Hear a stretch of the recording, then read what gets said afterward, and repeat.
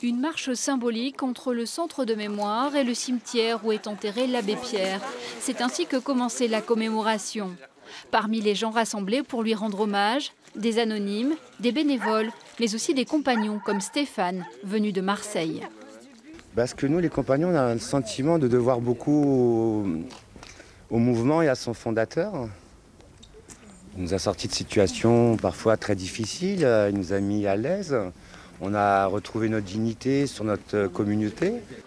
La cérémonie était aussi l'occasion de célébrer les 70 ans de la création du mouvement Emmaüs.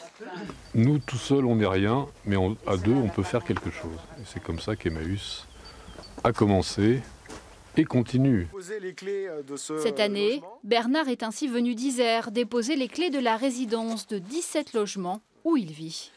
C'était un vœu de l'abbé Pierre que dès qu'une résidence était créée, de déposer les clés sur sa tombe.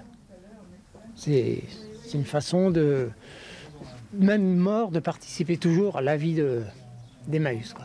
Le fléau de la misère humaine doit être combattu immédiatement, d'une manière pratique et sur le plan universel, de la même façon que nous ferions pour enrayer une épidémie mortelle.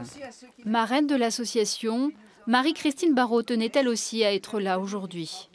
Je bénis le ciel de l'avoir rencontré. C'est comme si on avait rencontré un prophète ou Jésus, si on a la foi. Il avait une telle lumière en lui, une telle foi, une charité incarnée dans sa personne, qu'on avait l'impression qu'après avoir traversé cette lumière-là, on ne pouvait que continuer.